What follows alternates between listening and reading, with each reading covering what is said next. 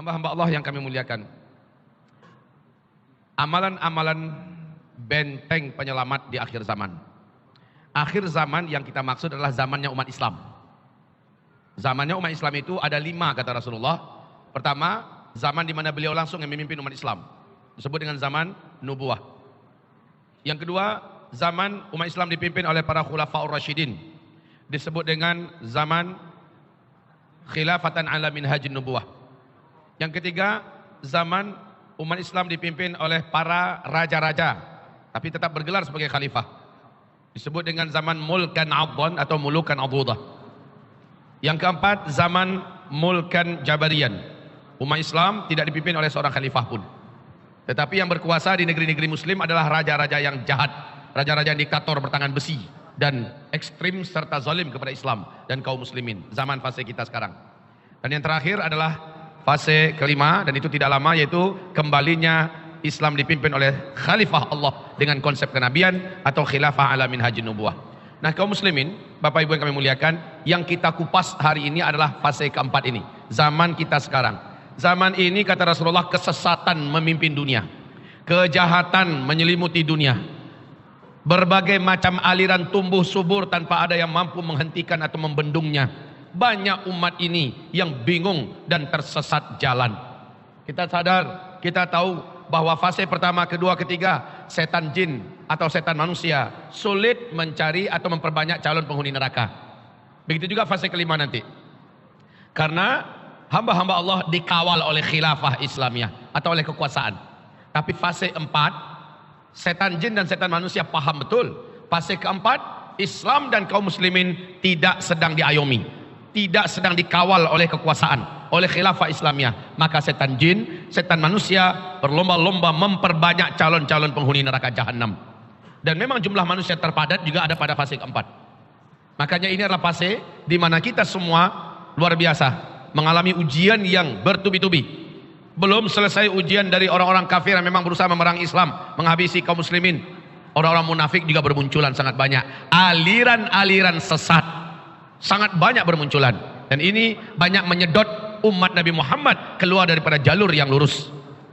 Bahkan sampai ke tingkat yang paling ekstrim, pada fase keempat ini kata Nabi, umatnya banyak yang murtad, keluar daripada iman, batal syahadatnya, lepas Islamnya.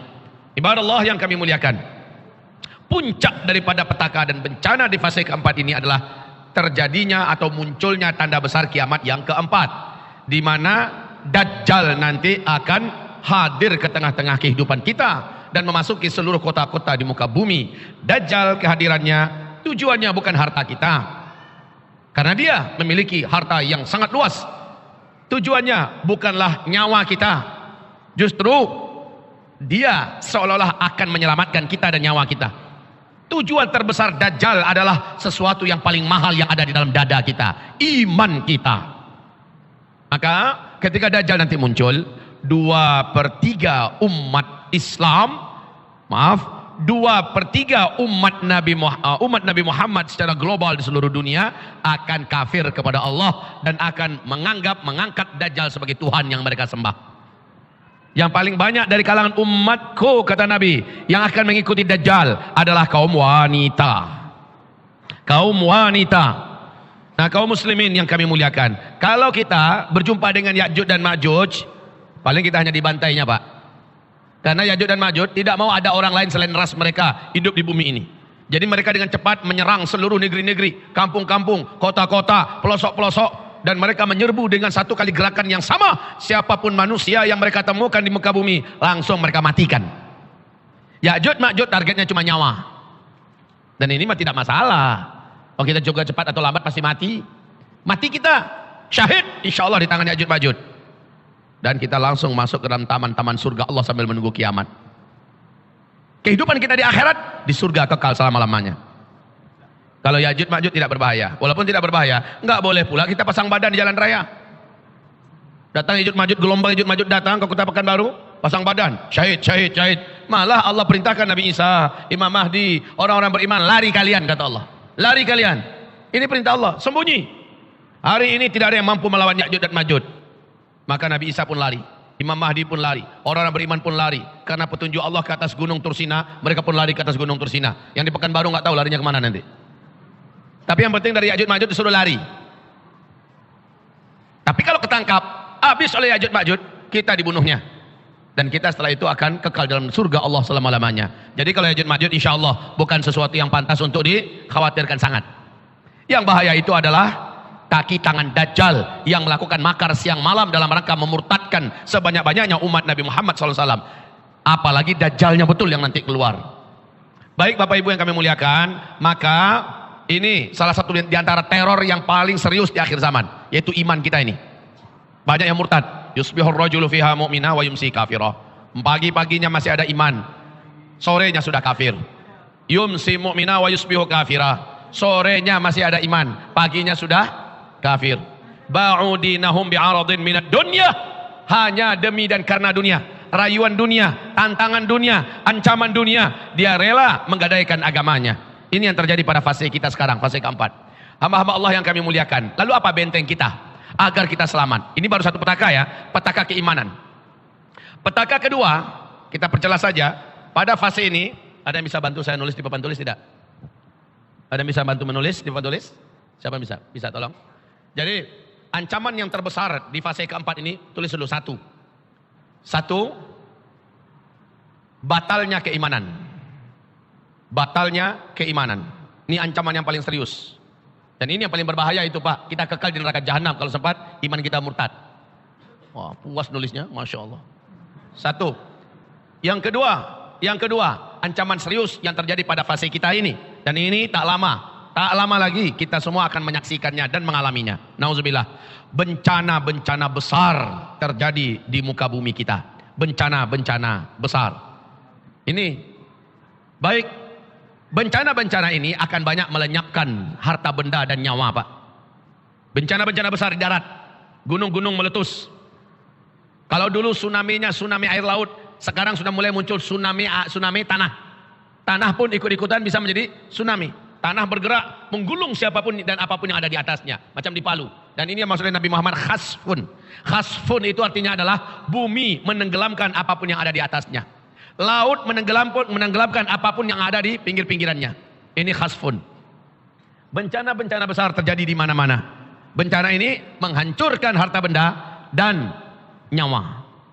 Lalu bagaimana cara kita selamat? Amalan apa yang bisa menyelamatkan kita? Yang ketiga, taib. Yang kedua tadi bencana-bencana alam besar. Sepertinya 2019 ini adalah puncak bencana-bencana alam besar itu. Petaka-petaka terbesar itu terjadinya 2019 ini. Mulai daripada laut yang semakin menggila, tsunami-nya semakin tinggi dan banyak yang menyebabkan korban dan di mana-mana kematian. Gunung-gunung berapi aktif di mana-mana. Dan baru-baru ini diketemukan Pak, gunung terbesar di dalam laut nomor 1 di dunia terbesarnya ternyata di Laut Sumatera. Yaitu berhadapan-hadapan dengan kota Bengkulu, jaraknya 330 km. Ketinggian gunung ini, dan gunungnya gunung berapi loh ya, ketinggian gunungnya setara dengan gunung Jayawijaya. Inilah gunung berapi yang tertinggi di seluruh dunia.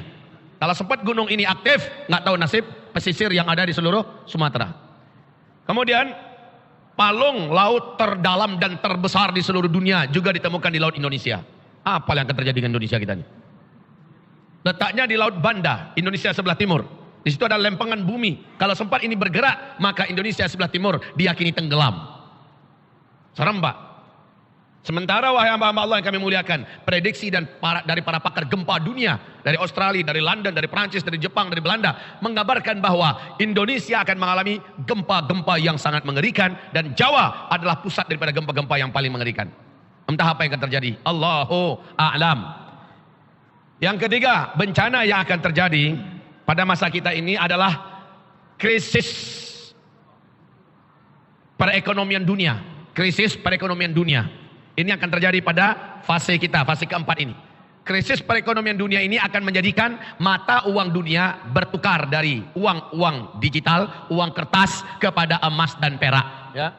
Krisis perekonomian dunia yang akan menjadikan manusia dipaksa kembali menggunakan emas dan perak. Dan selamat tinggal uang kertas. Nabi mengatakan uang kertas nanti akan berserakan di seluruh pinggir-pinggiran jalan, dipermainkan oleh anak-anak kecil kalian menjadi kertas-kertas yang tidak berharga seperti daun-daun menguning yang berguguran dari batang-batang pohonnya. Maka rugi orang-orang yang punya duit bila ia tidak segera duitnya itu ditabungkan. Tabungkannya kemana? Bukan di bank. Tabungkanlah dalam bentuk tabungan yang aman. Dan tabungan yang aman itu ada dua. Satu, tabungkan pada Allah sebagiannya. Paham maksud saya? Dua, tabungkan dalam bentuk beli emas. Belikan emas. Anjuran saya saja kepada Bapak Ibu. Nanti kita uraikan ini. Kemudian krisis ekonomi. Yang keempat, petaka yang akan terjadi pada fase ini adalah perang meletus di mana-mana. Darah tumpah di seluruh dunia. Ini fase yang keempat. Ini terjadi pada fase kita. Batalnya keimanan, bencana-bencana besar terjadi di mana-mana, krisis perekonomian dunia, perang terjadi di mana-mana. Dan perang ini yang paling banyak jadi korban laki-laki. Sehingga kata Rasul pada fase kelima, jumlah laki-laki dibandingkan dengan jumlah wanita 1:50. Imam Mahdi muncul pada fase keempat ini. Kemunculan Imam Mahdi menyebabkan umat Islam yang beriman seluruh dunia merapat dan bergabung dengannya. Dan masa-masa Imam Mahdi, beliaulah yang menghentikan peperangan di mana-mana, tapi dengan perang juga. Beliau yang mampu memadamkan peperangan, tetapi dengan perang. Inilah perang terakhir di muka bumi. Setelah Al-Mahdi memimpin di masa-masa aman, di fase kelima, tidak ada lagi perang di muka bumi ini. Bahkan kata Rasulullah, tidak ada dua orang manusia pun yang akan berkelahi. Jangankan perang satu kampung, perang dua negara, dua orang saja tidak ada lagi yang mau berkelahi di masa-masa aman, fase kelima. Sekarang kita di fase keempat, perang di mana-mana. Penyebabnya macam-macam. Ada yang krisis ekonomi, ada yang karena perbatasan, ada yang karena perebutan harta dan sebagainya. Dan perang terbesar di akhir zaman kata Rasulullah di Timur Tengah, pemicunya adalah perebutan emas yang muncul nanti dan yang ketahuan di dalam perut bumi Irak. Sementara George Walker Bush atau George Bush, masih ingat kan dengan makhluk yang satu ini? Beliau sudah mengumumkan di depan Gedung Putih bagaimana satelit Amerika Serikat telah menemukan adanya potensi emas yang sangat besar di dalam perut bumi Irak. Rasulullah sudah bersabda, nanti setiap lelaki di muka bumi akan membawa senjata-senjata mereka ke negeri Irak. Dan mereka saling berperang memperebutkan gunung emas itu. Dalam setiap 100 orang yang berperang di sana, 99-nya mati terbunuh. Cuma satu yang hidup. Setiap mereka berharap, semoga sayalah orang yang hidup tersebut. Ini harapan setiap laki-laki yang pergi ke sana. Bawa senjata-senjata mereka. Sekarang sudah ditemukan itu, wahai hamba-hamba Allah. Jadi perang terjadi di mana-mana. Banyak nyawa yang berpindah dari kehidupan dunia, dari badan kita ke alam barzakh. Dan itu kaum laki-laki yang paling banyak. Di hadis yang lain Nabi tidak suka umatnya ikut-ikutan perang demi perebutan emas di Irak nanti. Nabi tidak suka. Karena emas yang ada itu akan menjadi milik umat Islam secara utuh dan permanen di fase kelima. Jadi untuk apa juga diperebutkan. Akan jadi milik kita kok. Biarkan saja orang-orang yang nggak ngerti mereka saling berebutan ke Irak memperebutkan gunung emas tersebut. Tapi orang-orang beriman jangan. Orang beriman biarlah mereka bergabung di belakang Imam Mahdi dan bekerja keras bersama Imam Mahdi, beramal bersama Imam Mahdi, berjihad bersama Imam Mahdi. Ini yang keempat, perang terjadi di mana-mana. Baik ibadah Allah yang kami muliakan, tolong batalnya keimanan buat buka kurung. Buka kurung. Kaki tangan Dajjal, oleh kaki tangan Dajjal, oleh kaki tangan, nggak muat kan? Begini saja, sebentar nak. Mana penghapus kita? Ini nggak permanen kan? Aduh mak, permanen nih.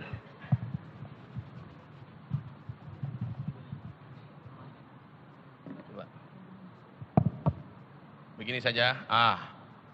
Ini oleh kaki tangan Dajjal.